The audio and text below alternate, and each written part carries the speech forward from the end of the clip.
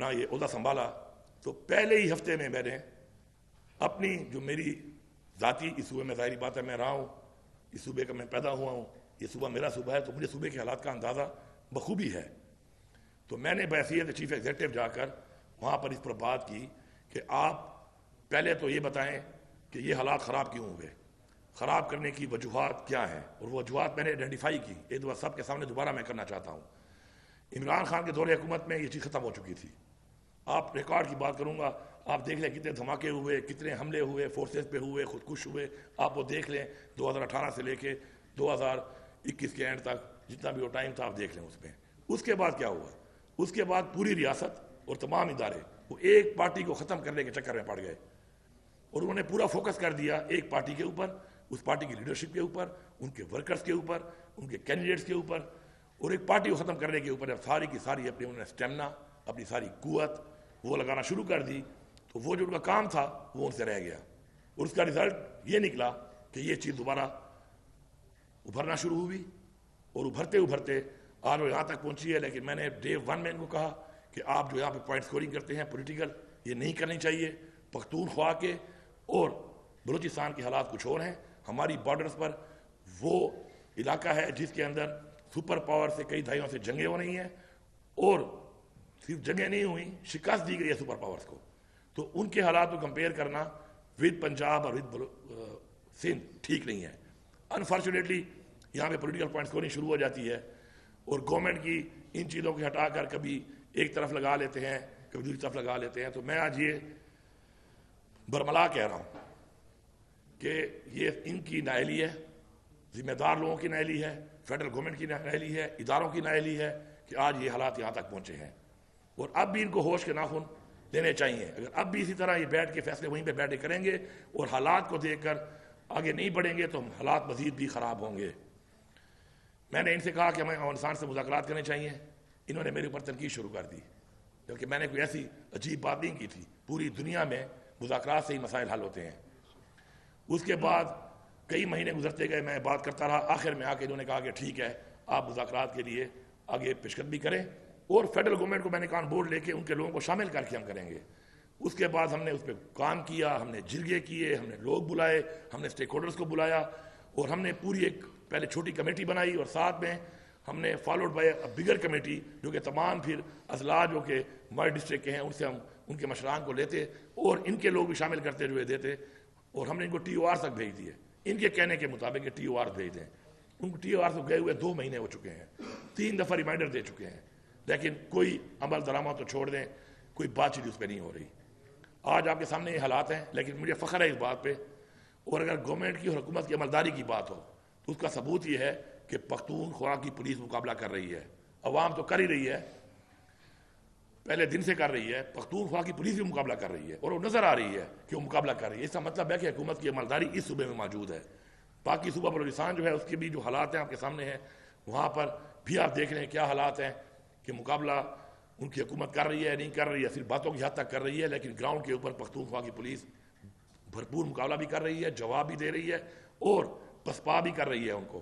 اور اس کے ثبوت یہ ہے کہ جو یہاں پہ ایکٹیویٹیز ہو رہی ہیں اس کے اندر بارڈر تو پاک فوج کے پاس ہے، وہاں سے جو لوگ اندر آ جاتے ہیں پسپا کرنے کے لیے، اس پہ ہماری پولیس کا روزانہ کی بنیاد پہ ایک ایسا کردار اور قربانی ہے جس پہ مجھے فخر ہے.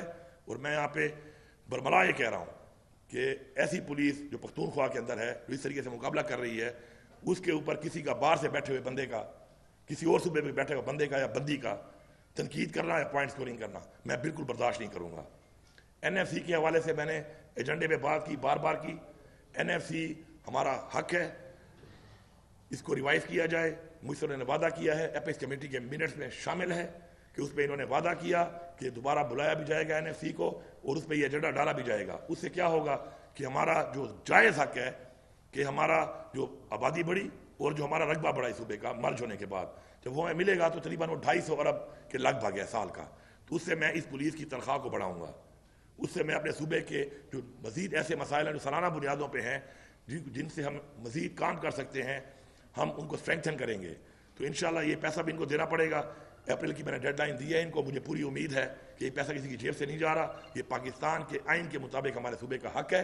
یا کہ ان کو دینا پڑے گا، نہیں تو میں اپنے احتجاج کا حق رکھتا ہوں.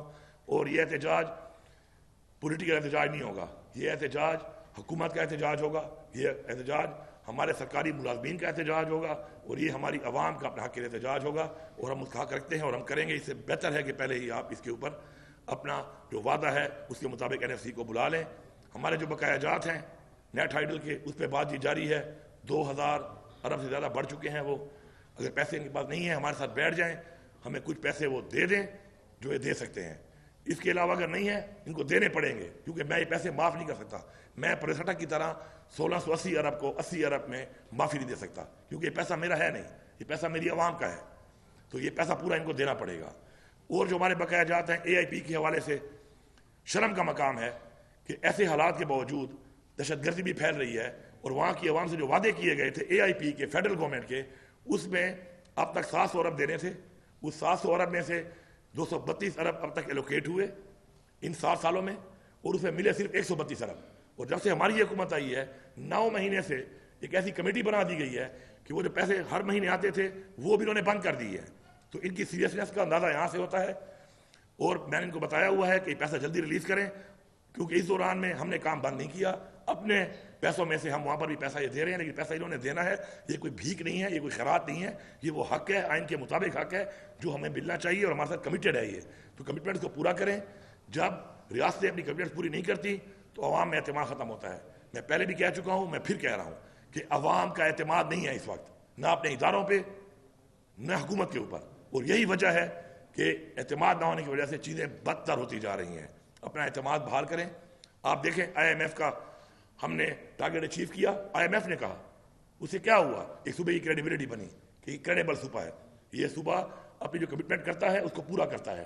اسی طرح ہم نے جو ایک قرضہ اتارا ہے یہ بھی ہماری کریڈیبلٹی ہے کہ ہم اپنی کریڈیبلٹی بنا رہے ہیں کہ ہم ایسا صوبہ ہیں کہ اگر ہم کوئی قرضہ لیں گے تو ہم اس کو اتاریں گے، اور جو کمٹمنٹ کریں گے پوری کریں گے. جب سے ہم آئے ہیں ہر مہینے جو 10 ارب روپیہ قرضے کی جو قسط دینی پڑتی ہے ہم نے 1 روپیہ بھی شارٹ نہیں کیا. ہر مہینے مکمل اب دیتے ہیں.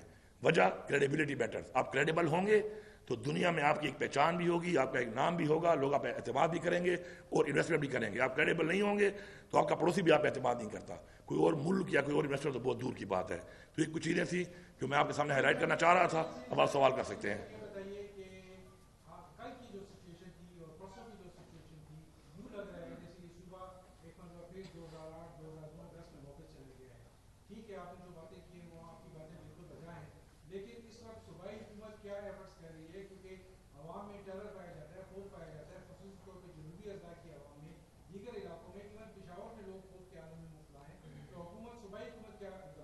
جی آپ نے خود ہی کہہ دیا کہ 2009 اور 10 والے حالات بن رہے ہیں.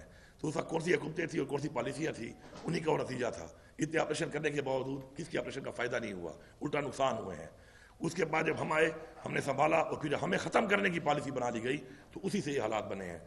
میں آپ کو یقین دلاتا ہوں کہ انشاءاللہ ہم نے آتے ہی اپنی پولیس پہ بہت کام کیا ہے، اسٹرکچر کرنے کے لیے کام کیا ہے، مزید بھی ہم کام کر رہے ہیں. اور یہی وجہ ہے کہ اچھا مقابلہ کر رہی ہے پولیس، اور اس سے بہتر بہت زیادہ کام پہلے بھی ہونا چاہیے تھا. اب میں چھوٹی سی بات کرنا ضروری سمجھتا ہوں. فار ریکارڈ آج سے 10 سال پہلے پختونخوا صوبے نے 4000 بندوقوں کے لیے پیسے جمع کرائے تھے. اس کا ڈالر کا ریٹ پتہ نہیں کیا تھا اور آج کیا ہے کیش. جب میں آیا تو ایک بندوق بھی نہیں ملی تھی 10 سالوں میں. تو آپ مجھے بتائیں کہ ایک صوبہ دہشت گردی سے جنگ لڑ رہا ہے اور آپ اس کو بندوقیں تک پیسے دینے موجود مہیا نہیں کر رہے، تو آپ سیریس ہی نہیں ہے اس کام کے لیے. اور جو یہاں بیٹھے ہوئے تھے ان سے ہی میرا سوال ہے کہ آپ سوئے ہوئے تھے ستو پی کر کہ آپ یہ مانگ نہیں رہے تھے چیز.